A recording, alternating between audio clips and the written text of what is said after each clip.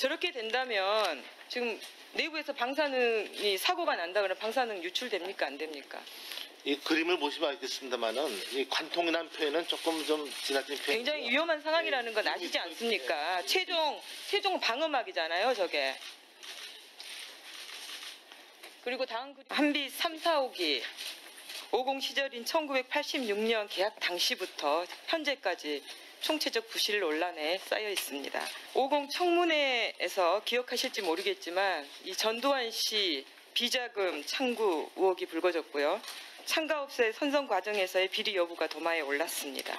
또 운영 허가가 나던 시기에 과학기술처 국정감사에서는 부실공사 문제가 핵심 쟁점이었습니다. 지금 보는 그림은 당시 과학기술처 국정감사 회의록입니다.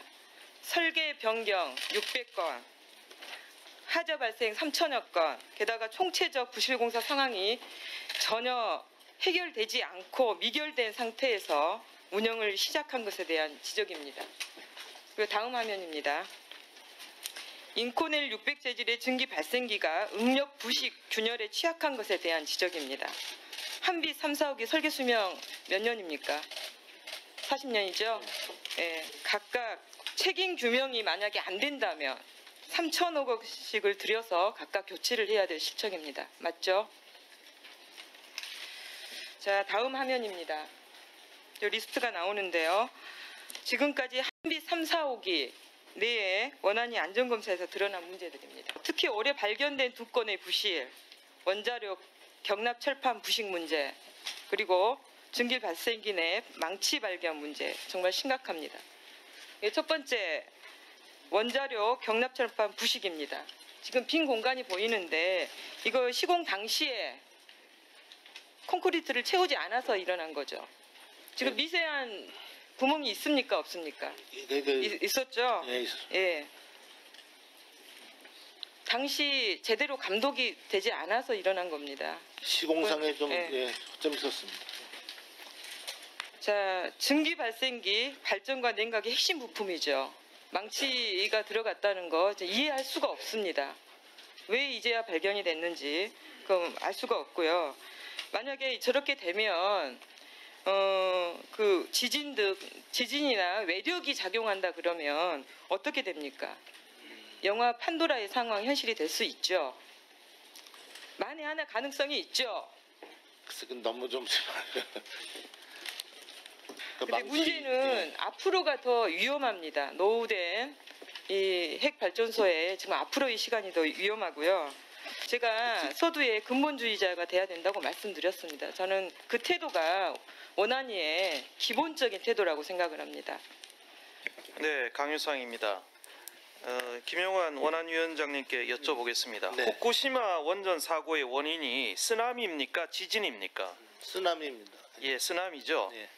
그런데 문재인 대통령께서는 후쿠시마 원전 사고가 지진으로 발생했다며 경주 지진으로 볼 때 더 이상 우리도 지진 안전지대가 아니라고 그렇게 주장을 했습니다. 이런 잘못된 인식에서 출발한 탈원전 정책은 국가의 산업 경쟁력을 저하시키고 피땀 흘려 쌓아 올린 산업 하나를 스스로 걷어차고 죽이는 이런 결과를 낳고 있습니다.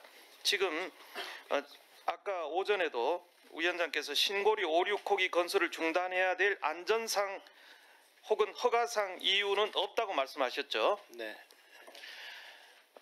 이런 참 어처구니 없는 이 행정력 낭비는 국민의 세금 낭비, 원전 기술력 와해 등 앞으로 매우 비싼 희생을 가져올 것으로 예상이 되고 있습니다. 4, 5조 원의 세금뿐만 아니라 원전 기술진의 해외 유출에 의한 기술력 와해, 원자력 연구 침체, 그리고 국내 원전 고장과 사고 대비 체제의 붕괴, 원전 수술의 종말, 세계 최강 원자력국의 지위 상실, 500여 개 중소기업의 타격과 수만 개의 일자리가 소멸될 우려가 있습니다. 미국, 일본, 대만 등도 최근 안전성을 강화하고 원전을 재가동하고 있습니다. 자, PPT 자료 한번 보시겠습니다. 중국이 지금 36개의 원전을 운용 중인데요. 또 새로 20개의 원전을 새로 짓고 있습니다. 중국 해안을 따라 원전이 집중이 될 것인데요. 원자력 안전기술원의 시뮬레이션 결과에 따르면 만약 중국 태난에서 원전 사고가 발생하면 3일 안에 방사능 물질이 한반도 상공에 도달할 지도 모릅니다. 우리가 아무런 준비 없이 탈원전 정책을 추구한다면 원전 기술진의 해외 유출에 따른 기술력 와해, 원전 고장과 사고 대비 체계 붕괴 등으로 이런 큰 상황을 맞을 수 있는데, 여기에 대한 위원장님의 견해와 향후 대책을 조금 있다가 다시 질의 끝나고 말씀을 해주시고요. 또 하나, 원자력 안전위원회 설치 운영에 관한 법 제6조 제2항에 보면 위원장은 필요할 경우 국무회의에 출석하여 발언할 수 있으며 그 소관 사무에 대해 국무총리의 의안에 제출을 건의할 수 있다고 되어 있습니다. 우리 위원장님께서는 지금 신고리 5,6호기 건설 공단 1분 더 주십시오.에 관해서 대통령이나 국무회의에 발언을 하신 적이 있습니까? 지금 저기 공론화위원회 그 관련된 사항은요. 지금 원자력 안전법에 따라서 하고 있는 것이 아니기 때문에. 그러나 이 국무회의에 이렇게 이게 보신주의 이렇게 하지 마시고요. 국가 100년 대계가 걸린 문제입니다. 위원장님께서 소신을 가리고 직을 걸고 소신을 국무회의에 법에 지금 할 수 있도록 되어 있지 않습니까? 출석하셔서 발언하시고 또 언론 인터뷰를 통해서 소신을 밝히시는 게 지금 고위공직자로서의 최소한의 도리다, 이런 말씀을 드리고요. 이 문제, 지금 중국의 이 문제, 그리고 이 신고리 5,6호기 건설 이 문제에 대해서 위원장님의 소신을 좀 말씀을 해 주십시오. 네, 그 중국 원전의 안전 문제는 상당히 저희한테 중요합니다. 왜냐하면은 그 편서풍 때문에 그 한국에 직접적인 영향을 주기 때문에 저희가 그 매뉴얼도 만들어갖고 환경부처 협의를 하고 있고요. 그 인접국에서 사고 났을 경우에는 그 대책본부를 원안위 위원장이 위원장으로 되어 있습니다.